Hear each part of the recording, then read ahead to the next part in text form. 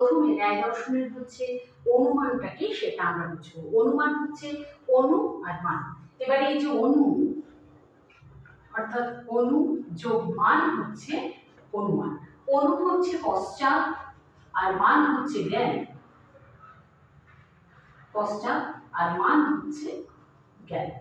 তাহলে অনুমান হচ্ছে পশ্চাৎ জ্ঞান, অনু হচ্ছে পশ্চাৎ, মান হচ্ছে জ্ঞান।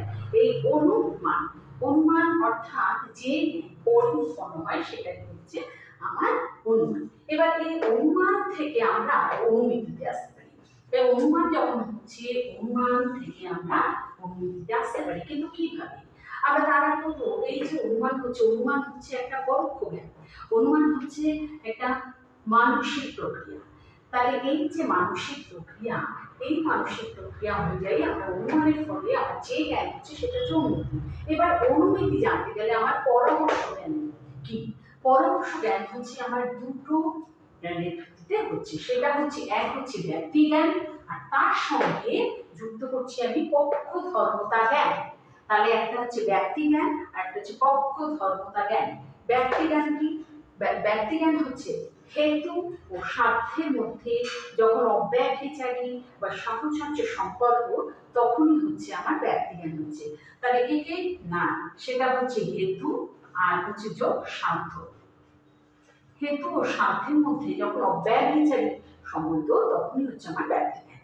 এই ব্যক্তি জ্ঞান হলো, ব্যক্তি জ্ঞানের পরে আমি আসি পক্ষ ধর্মতা জ্ঞান। পক্ষ ধর্মতা জ্ঞান কি? না, পক্ষ ধর্মতা জ্ঞান হচ্ছে পক্ষে হেতুর উপস্থিতি, অর্থাৎ পক্ষে যখন হেতুর উপস্থিতি হবে তখন হচ্ছে আমার পক্ষ ধর্মতা জ্ঞান। তাহলে এখানে দেখো পক্ষ।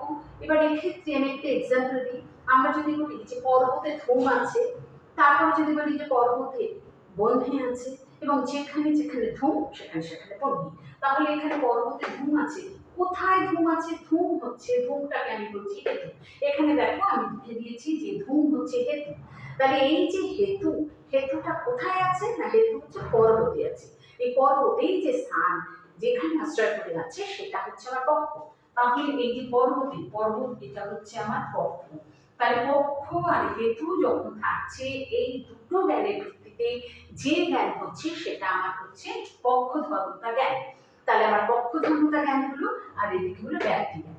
তাহলে ব্যক্তি জ্ঞান হেতু ও স্বার্থের মধ্যে যখন অব্যভিচারী সম্বন্ধ হচ্ছে, তখন কিন্তু আমার হচ্ছে ব্যক্তি জ্ঞান। তার মানে আমি যদি বলি যে ওই পর্বতটি হয় ধূমবান এবং ওই পর্বতটি হয় বহ্নিমান, তাহলে এই যে ধূম আর বহ্নি অর্থাৎ ধোঁয়া এবং আগুনের যে সম্বন্ধ, সেই সম্বন্ধ কিন্তু হচ্ছে ব্যক্তি জ্ঞান।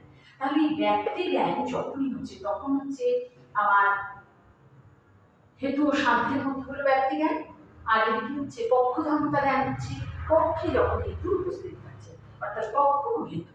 তাহলে এই দুটো জ্ঞানের ভিত্তিতে আমার কি হচ্ছে? পরামর্শ জ্ঞান। তাহলে পরামর্শ জ্ঞান হতে গেলে আমার একদিকে হচ্ছে ব্যক্তি জ্ঞান দরকার, আর একদিকে হচ্ছে পক্ষ ধর্মতা জ্ঞান। তাহলে এই দুটো জ্ঞানের ভিত্তিতে আমার কিন্তু পরামর্শ জ্ঞান হচ্ছে।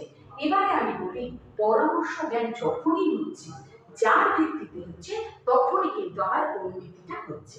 তাহলে এবার এই যে অনুমিতি, তাহলে আমার এই পরামর্শ জ্ঞান হলো, পরামর্শ জ্ঞানের ভিত্তিতে যে অনুমান হচ্ছে সেটাই হচ্ছে আমার অনুমিতি। তাহলে এক্ষেত্রে বলতে পারি আমাদের প্রাচীন জ্ঞান অনুযায়ী, সেক্ষেত্রে বলতে পারি যে পরামর্শ জন্য জ্ঞান অনুমিতি, অর্থাৎ পরামর্শ জন্য যে জ্ঞান সেটাই হচ্ছে অনুমিতি। তাহলে আমরা অনুমিতিটাও পেয়ে গেলাম।